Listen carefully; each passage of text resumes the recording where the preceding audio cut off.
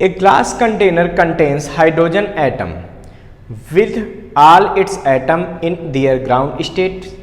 The container is irradiated with electromagnetic waves containing wavelengths corresponding to Lyman-Balmer-Paschen series.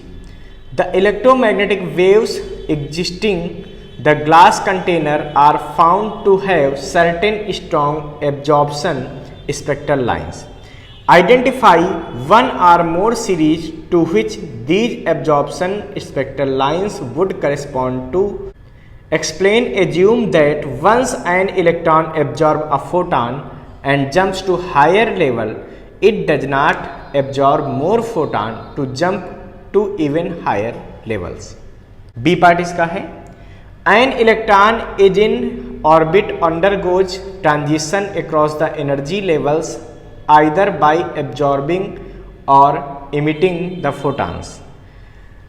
A given hydrogen atom is in third excited state. Determine the final quantum number and energy of the photon. First, when a photon with shortest wavelength is emitted. Second, when a photon with longest wavelength is absorbed. तो बच्चों देखिए यहाँ पे हमसे कह रहे हैं कि एक ग्लास चैम्बर है जिसमें हाइड्रोजन एटम ये भरे हुए हैं, मतलब ये हाइड्रोजन गैस भरी हुई है, ठीक है। और इनका सारे हाइड्रोजन जो एटम है वो नॉर्मल स्टेट में है, अपनी ग्राउंड स्टेट में है। यहाँ से 3 इस तरह के इलेक्ट्रोमैग्नेटिक वेव डाले गए हैं, ठीक है, लाइमन सीरीज के, बामर सीरीज के, पास्सन सीरीज के। तो हमको बताना है कि इस तरफ जब हम इसका स्पेक्ट्रल ड्रा करेंगे तो कौन सी सीरीज एब्जॉर्प्शन में चली जाएगी, मतलब कौन सी यहाँ पे वेवलेंथ एब्जॉर्ब होंगी, बाकी सब उधर मिल जाएंगी। ये हमको सोचना है, लाइमन एब्जॉर्ब होगी या बामर एब्जॉर्ब होगी या पास्सन एब्जॉर्ब होगी। तो सबसे पहले तो हमको ये पता होना चाहिए कि लाइमन, बामर, पास्सन जो है इलेक्ट्रोमैग्नेटिक वेव, इनकी वेवलेंथ की रेंज क्या है। तो रेंज ऑफ लाइमन सीरीज, ठीक है, और वो भी कौन सी रेंज, वेवलेंथ रेंज, ठीक है। तो ये कितनी होती है बच्चों, तो वेवलेंथ रेंज इसकी होती लगभग 912 एंगस्ट्रॉम से लेकर 1216 एंगस्ट्रॉम के आसपास, ठीक है। हम अप्रॉक्स में लिख रहे हैं बच्चों, ध्यान रखना। फिर अगर हम बात करते हैं कि वेवलेंथ रेंज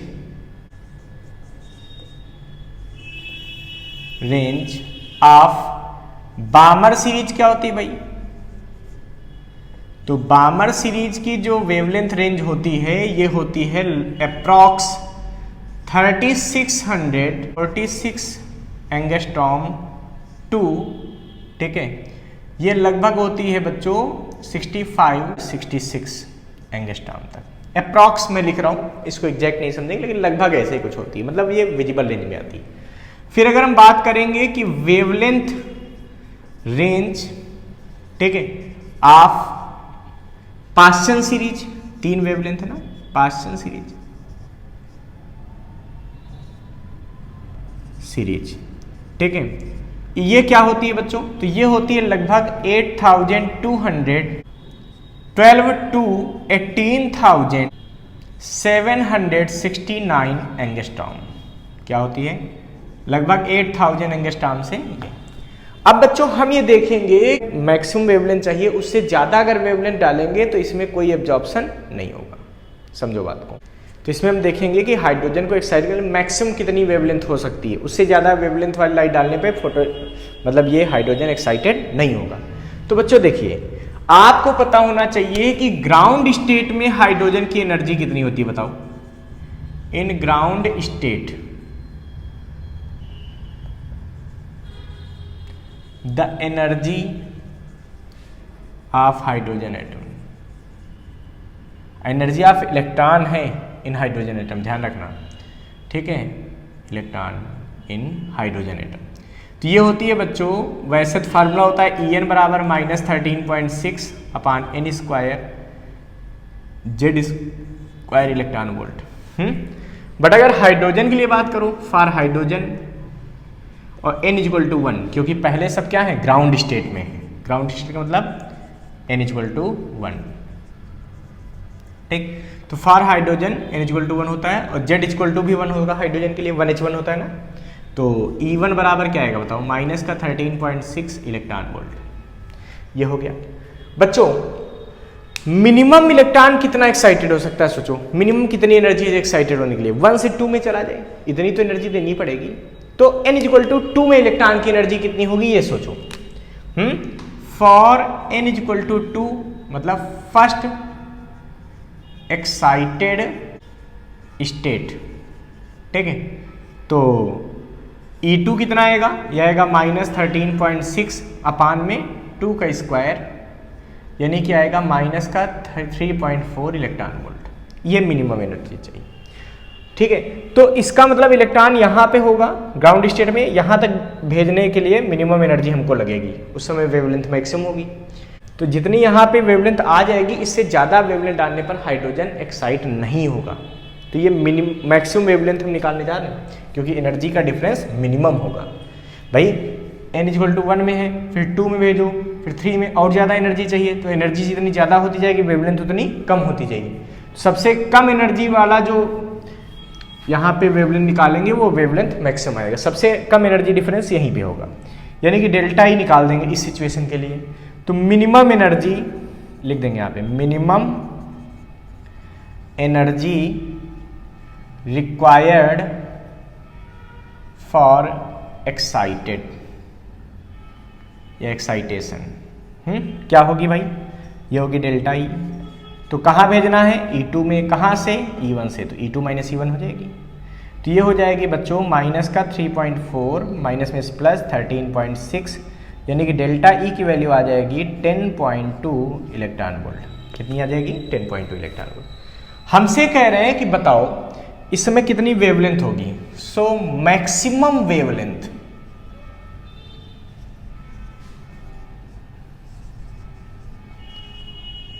ऑफ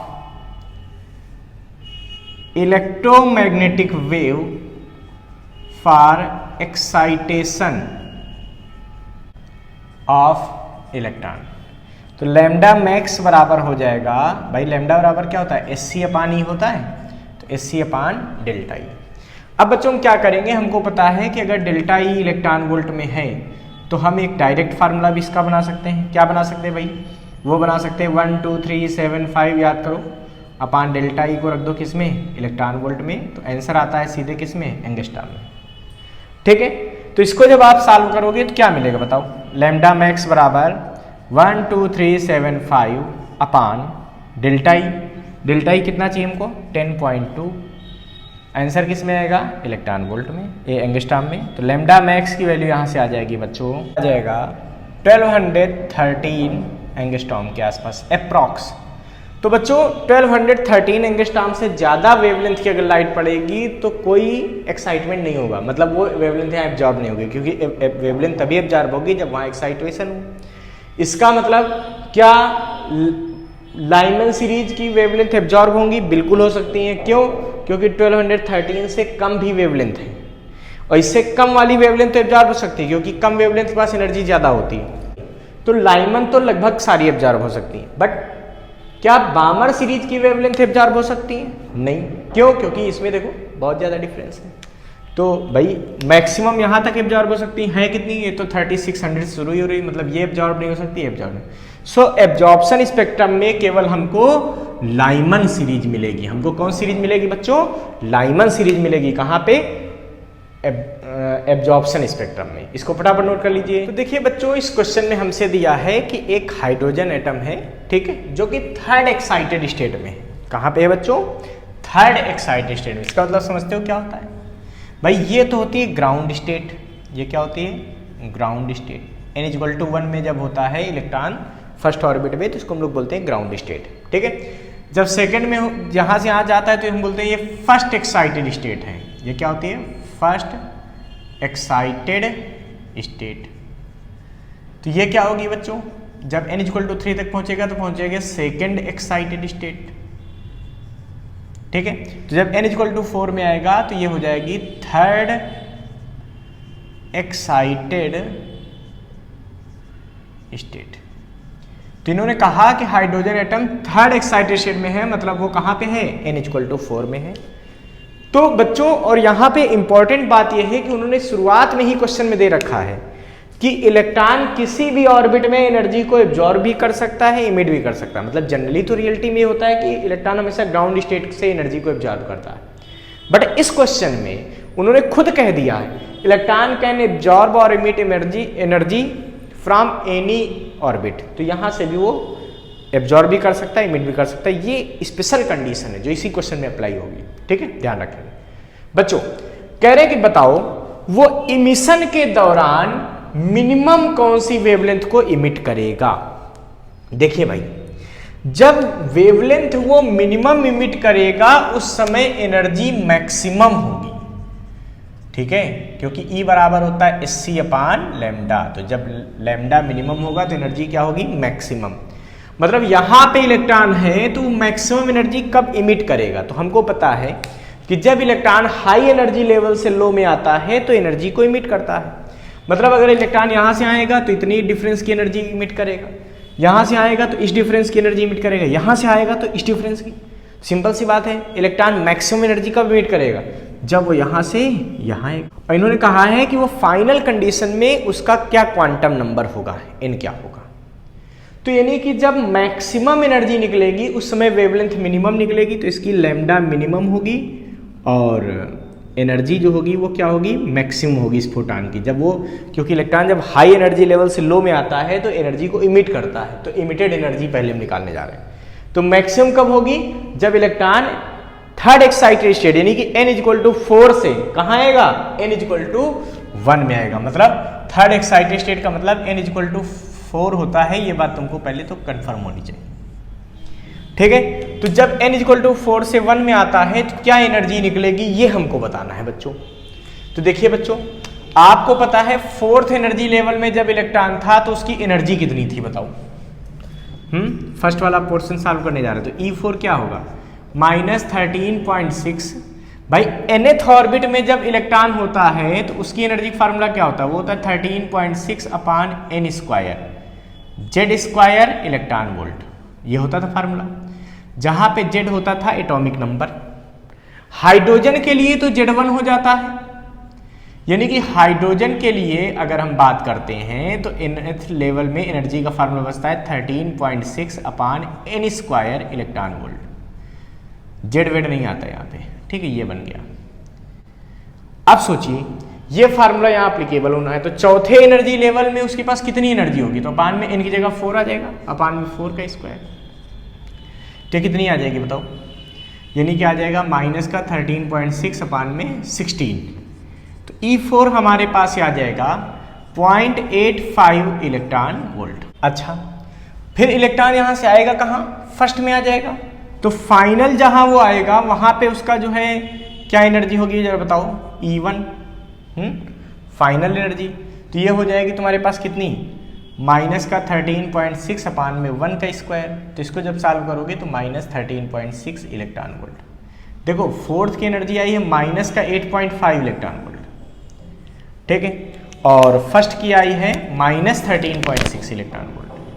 तो जब 4 से वो 1 में आएगा तो कितनी एनर्जी इमिट करेगा, सो इमिटेड एनर्जी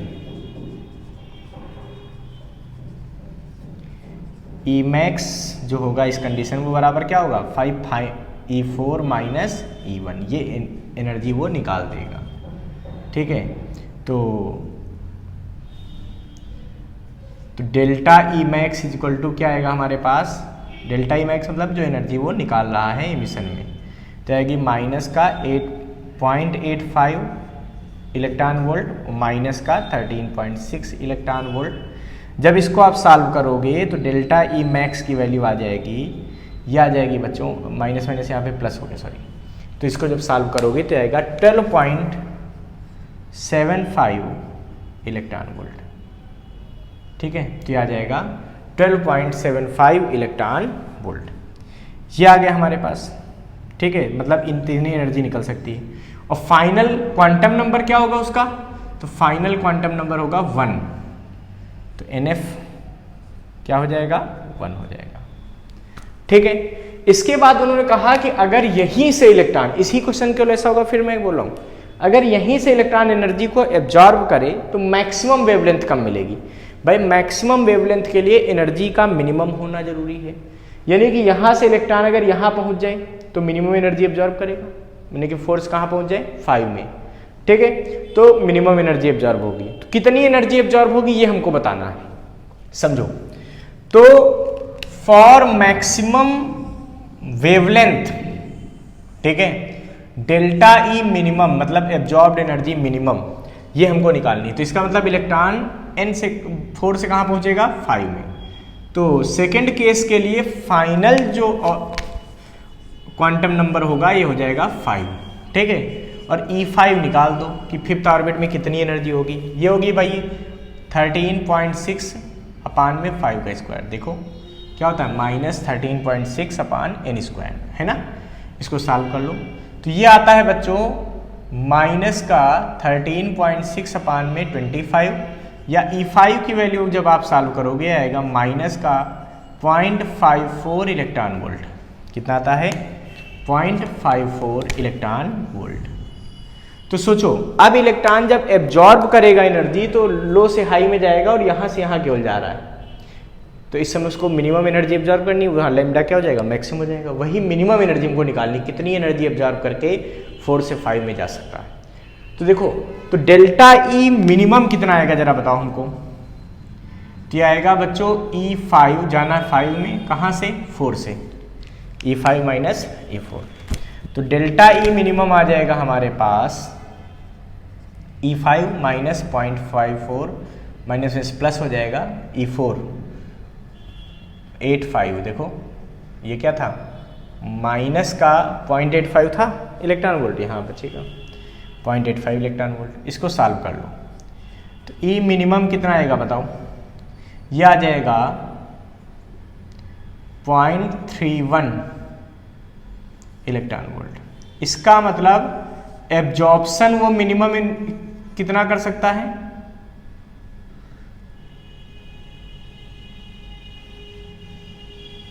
वो कर सकता है 0.31 इलेक्ट्रॉन वोल्ट, ठीक है। और कितनी मैक्सिमम एनर्जी इमिट कर सकता है, वो कर सकता है 12.75 इलेक्ट्रॉन वोल्ट। तो ये हमारे दोनों आंसर हो गए, इसको फटाफट नोट कर लीजिए बच्चों।